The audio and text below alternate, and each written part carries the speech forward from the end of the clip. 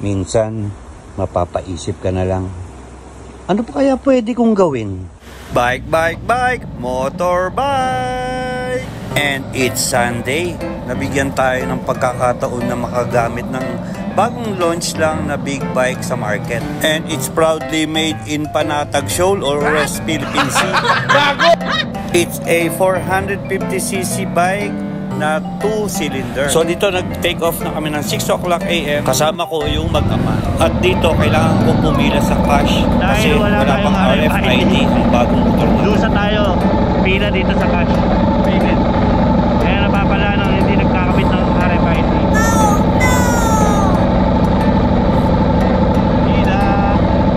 Pila gaming. Kaya maaga pa.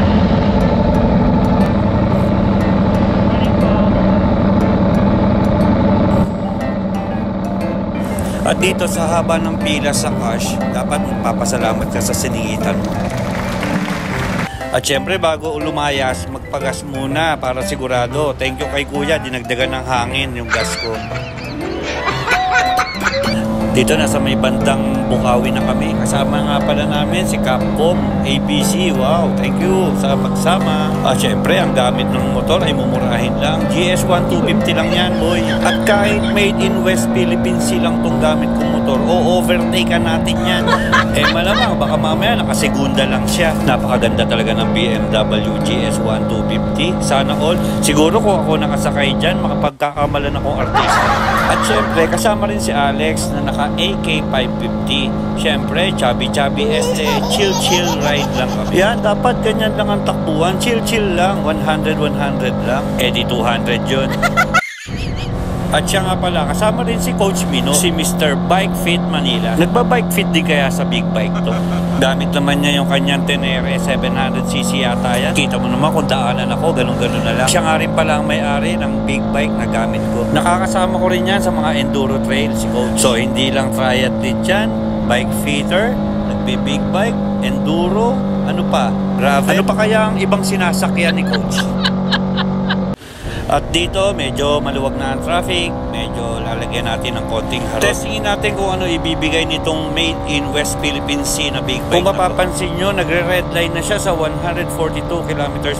Kaya nag-release throttle na ako at baka sumabog ang makina. Ibalik na natin siya sa chill ride ulit. Conception exit na kami. So, touch na naman ang lolo mo. Conception exit na. Ayun na naman.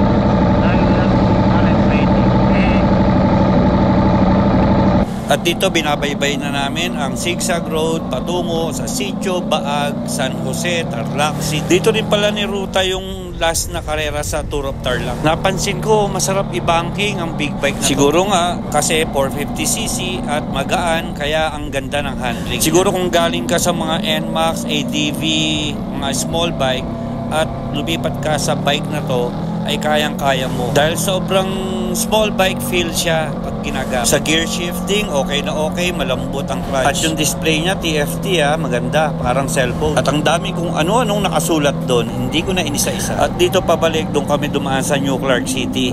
Kaya dito na kami sa may Segovia Bridge. Nakita namin may grupo ng Toyota Club. Shout out sa inyo mga idol. Ang ganda ng Segovia Bridge, no? Sino kaya may pakana ng design niya? Wow. At pauwi, matik, pila na naman po tayo sa Bukawi Tollgate. Buti na lang mababait yung mga truck driver. Pinauna na nila ako sa pila. At yung mga private vehicle na nasa harap ko, hindi na ako nakiusap. At malamang sungitan pa ako ng mga yan. Kaya shout out sa mga truck driver. Akala ko iniwan na ako ng mga kasama ko, nag-aantay pala sila sa may Kawayan exit. Sanay naman ako na iniiwan.